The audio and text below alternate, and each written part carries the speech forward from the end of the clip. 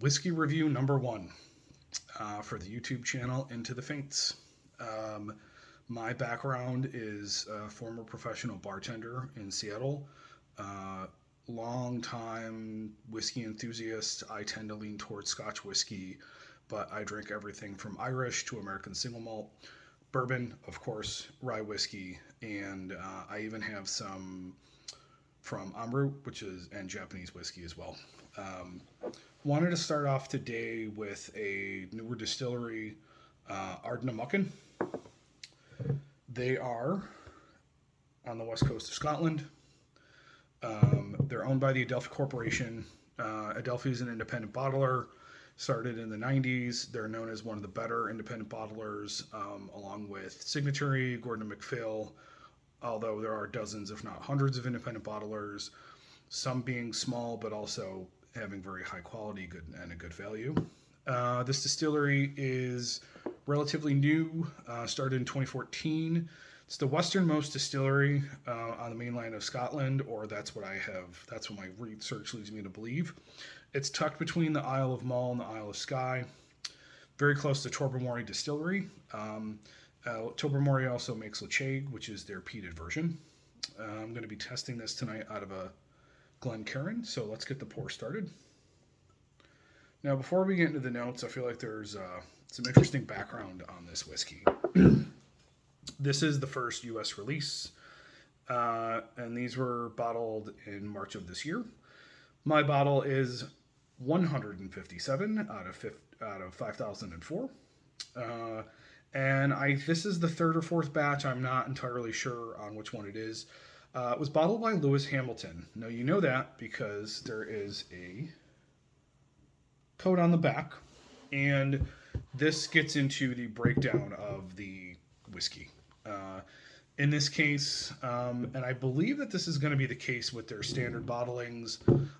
They might be on the fifth or sixth by now, but 50-50 peated, unpeated. The thing to keep in mind about this peat, we'll talk about this in a bit, but this is a Highland peat. The peat sources are going to be different. The flavors are going to be different than a Longrow or peated or a Kilkerran that you might find in Campbelltown. It's certainly going to be different than the medicinal qualities that you're going to find in Islay peated whiskeys. These can be a little vegetal sometimes. And while they do have smoke, they're just the accompanying notes are different. The composition of the peat is different. It's much more vegetal. It doesn't have the perhaps like seaweed particulate that you would on Islay. Not entirely sure on that. It's 2-to-1 ex bourbon to ex sherry. There's an interesting use of types of sherry in this. This one is both PX and Oloroso. Oak sources on those are going to be both Spanish and American, which are going to give you different flavor profiles. We're all familiar with ex-bourbon barrels and what bourbon tastes like. Essentially, it's going to have those vanillas and brown sugars and toffees. I think a really good example of that would be Glen Scotia 15. Spanish is going to give you baking spice, tannin, and different things like that. This distillery was started in 2014. I don't know if I mentioned that already. And it's sort of this new trend where where independent bottlers actually own their own distilleries. I know that Ben Romick is owned by Gordon MacPhail. I believe they're one of the largest, if not the largest, in Scotland. Family-run company. Edradour, which also makes Bellican, which is their peated, is owned by Signatory.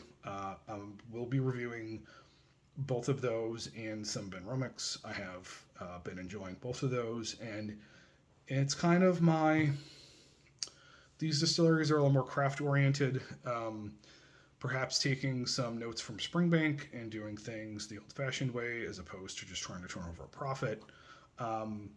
This whiskey is on the young side, and I would say that that's its biggest fault, but I believe I paid about $60 US for this in the United States, and the value is pretty good. On the nose, peat, but not Islay peat. It's not medicinal. There's some almost like twiggy vegetal quality to Highland peats in general.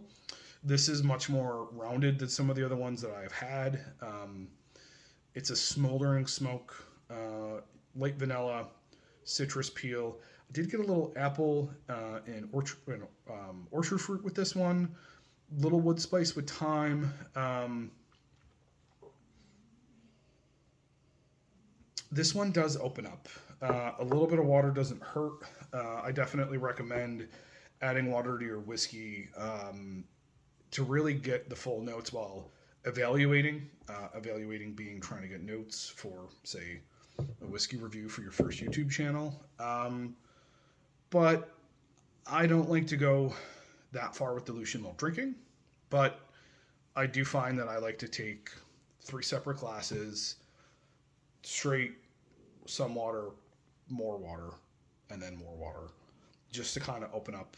This comes from experience and knowing that often tasters and competition and blenders at distilleries will do this to really unpack everything that is in the whiskey. On this Dying Bonfire, there's a maritime influence, but not an Isla maritime influence. It's more,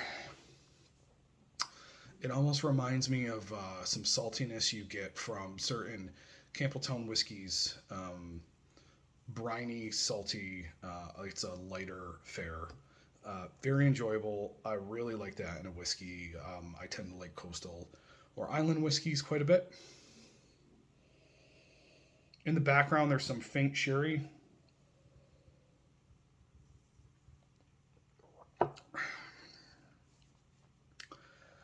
Orange preserve, medium light, heavy light. I don't know how to describe it. There's a little oiliness to the distillate, and obviously the distillate is still very much in the forefront in this whiskey, being that it's a combination of 5 to 6 year old whiskey. Did get with time a little bit of buttery pastry in there, buttery, but with that oiliness, I can get the idea that this is not heavily filtered, as it says that it isn't. The age comes in on the finish, though. The finish is relatively short, and most of the finish is going to be the smoke and the peat that's there.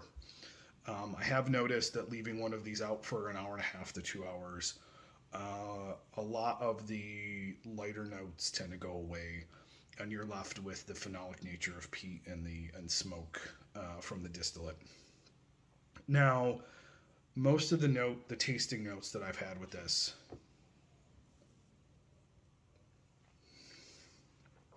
are going to be ex-bourbon.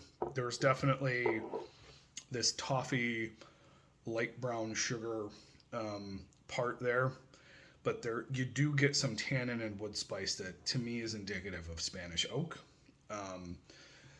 Now, all the ex-bourbon is going to be American oak because that's the only thing you can use to age bourbon. The Spanish oak that's in there is, it's got to be 10 to 15%, if that, because if you look at the whole breakdown, if you plug in the QR code on this, it's going to tell you that the 1/3 sherry in this, I should say 35%, for accuracy's sake. Only a portion of that, and I don't even know if it's quite half of that, is going to be Spanish oak. And the European oaks just give this like lovely baking wood spice, slight bitterness, and it dries on the finish. And I am a little biased towards sherry, although I've had some excellent ex-bourbon whiskeys this year that I plan on talking about. A couple of those are from Signatory and Auchentoshan and Glentuckers that are just absolutely phenomenal, but it takes time for those to fully mature, and there's a lovely balance. I will say on the whole, this bottle has been very enjoyable. I was considering getting a cask of this at some point, but The 2021 cask program has been long sold out. I haven't heard anything from the distillery about the 2022, and it's something I'm going to keep on my radar, but I do look forward to what this distillery is going to be doing in the future. Their product seems to be pretty well sorted out. The blending is very good. Obviously, they need to get whiskey out there to get money into the facility. I'm not sure how many millions of pounds that they've invested at this point, but the other thing I'd like to say is one of their claims to fame for this is that they're using hydropower and they're sourcing wood locally to use in their furnace. So essentially a green distillery. I think part of that probably has to do that it is very remote and is only accessible by a one-way road, and it is about 9 feet wide. And the only reason I know that is that they mention it in various videos, because they couldn't have anything for the distillery that was more than 9 feet wide, because that was the narrowest point of the road. But I would keep an eye out for this. Believe it's being imported by Impex Beverages in San Francisco. They also, I believe, are importing Adelphi and some other really nice Scotch whiskeys, and they do some of their own blends as well. They have a 40-year-old blend, and I think I've seen for a relatively affordable price, given the age statement. Although, I'm going to be really honest with you, age isn't everything for a whiskey. It helps, but it's not everything, so don't get too caught up on that. So I'm going to sign off, and hopefully this is well received. If you would like to subscribe, I'm going to be doing about one review a week, and we'll take it from there.